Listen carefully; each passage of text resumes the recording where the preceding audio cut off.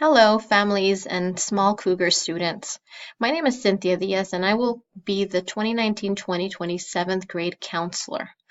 I'm here to speak with you about how to fill out the choice sheet for your students' courses for next year. This choice sheet is due on February 14th. Students will be submitting their choice sheets to their PRIDE teachers, and then I will be collecting them from them. So in this first section, we have all of the required courses, their core classes. If your child is currently taking English every day or math every day, we're going to fill this out as if they will pass the STAR test and do well in 6th grade. Please note that I will be looking at STAR scores and making the correct placements once those are in. If you feel like you need to mark these, you may. If not, I'll just go along with STAR scores and whatever they've taken this year and schedule them into those courses. This next component here is a little different than in 6th grade.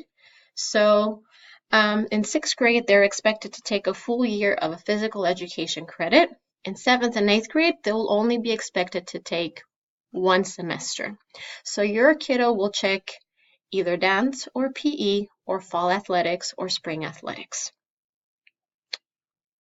There are some special circumstances. There are some kiddos that will be in dance and will be in athletics, so 2 of those can be checked.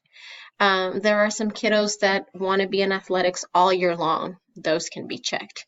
The only thing that cannot happen is for a student to be in PE and athletics. That is not a possibility. Please take note that for fall athletics, girls must want to try out for volleyball and basketball, and boys must try out for football. For spring athletics, girls must run track, and boys must try out for basketball and track. If you note, there is no soccer in this area. Soccer is a sport we offer, but we do not practice through the athletics period class. So it'll just be an after-school extracurricular. Right over here, you have semester courses that we will anticipate to pair with these physical education credits. So if your child chooses just one of these, they will have to choose from this area so that we can match the second semester with it.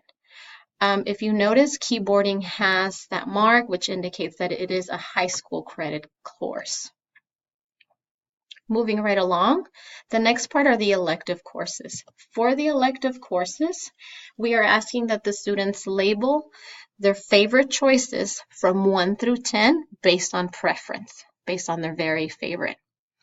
I have denoted everything that's a year-long course and a semester course. This is also why I want them numbered 1 through 10 in case they choose numerous semester courses. Then I have more to choose from. Please note that all of the languages are for high school credit, and there's a couple of PLTW courses that are for high school credit too. In addition, I wanted to draw your attention to a few particulars. Advanced art requires an application. Advanced theater and Cougar dancers will require an audition. And students will have to listen out to the announcements, and you can look on the Cougar newsletter that gets sent out to see when those dates are coming up. There is an application required for AVID unless your child's already an AVID. There is an application required for Cougar Media, which is yearbook and Cougar News. Any of the applications, not the additions, any of the applications can be collected here in the counseling office for you all to fill out at home. All of these courses and their descriptions can be found online on our 2019-2020 course guide. And I did forget to mention one thing, so I want to go back to it. If your student is going to enroll in either fall or spring athletics, they do need to make sure to talk to the coaches and get their signature. There is a contract that's located on the back of your choice sheet that denotes all of the requirements and stipulations for being in athletics. It needs to be signed as well. Just a reminder, if your child is going to or is part of an academy, their top choices for electives should be those of the academy. That way they remain in there.